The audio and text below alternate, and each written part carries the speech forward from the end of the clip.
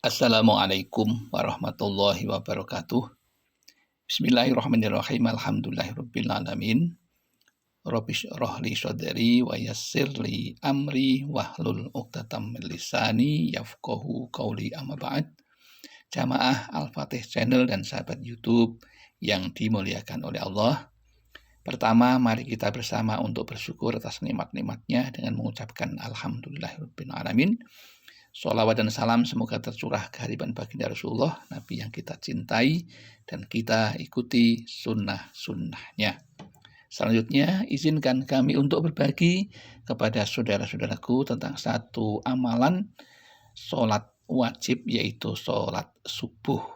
Adapun judulnya, benarkah dilarang baca kulhu saat sholat subuh? Anda perlu tahu agar tak ragu-ragu. Ada sebagian orang yang menganggap bahwa sholat subuh itu tidak boleh membaca surat Al-Ikhlas atau kulhu.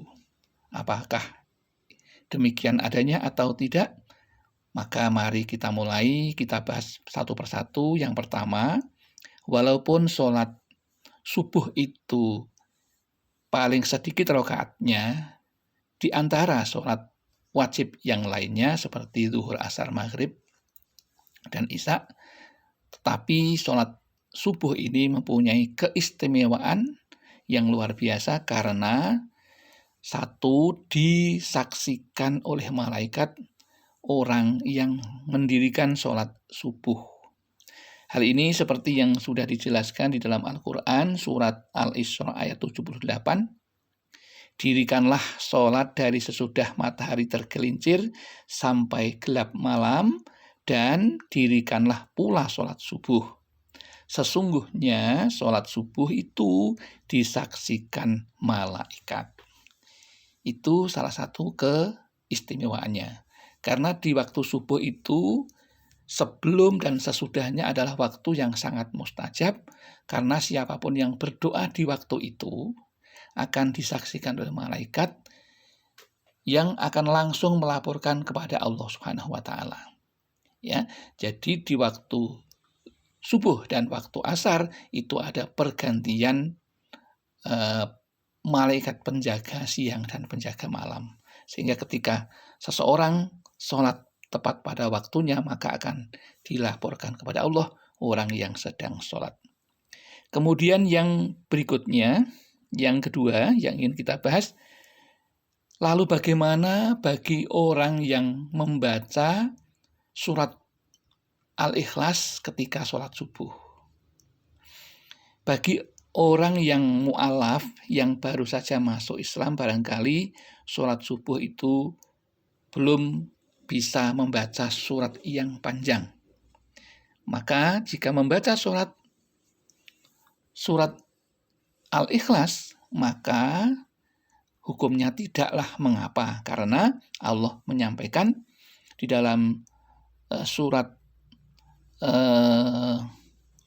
Al-Quran, di surat Al-Muzammil ayat 20 menyampaikan faqra'u ma tayassara minal Qur'an, yang artinya bacalah olehmu apa saja yang mudah dari Al-Quran.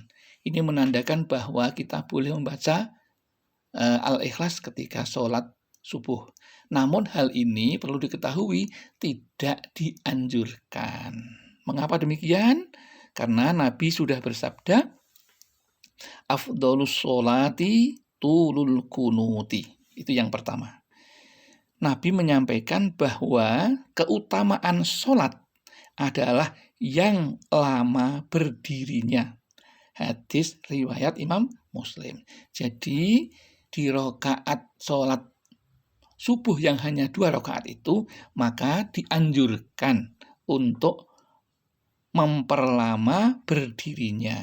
Nah, caranya Nabi sudah memberikan tips, yaitu untuk membaca surat tilawatul mufassal, yaitu tiwalul mufassal, ayat atau surat-surat yang panjang. Memang dianjurkan untuk membaca yang namanya surat yang panjang.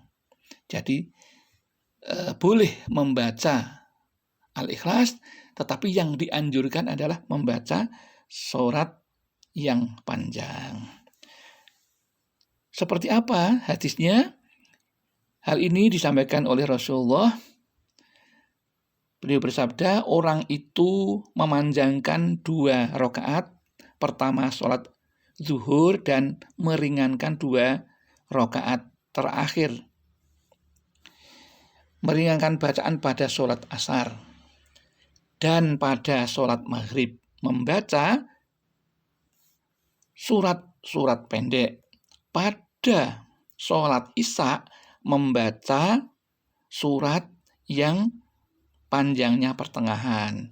Dan pada sholat subuh membaca surat-surat yang panjang atau tiwalul mufassal.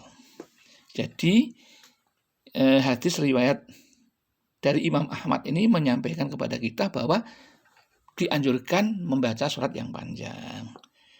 Tetapi bagi orang yang belum bisa membaca surat yang panjang, maka membaca surat Al-Falaq dan Al-Anas juga pernah Rasulullah menjalankannya, boleh saja. Al-Ikhlas juga diperbolehkan.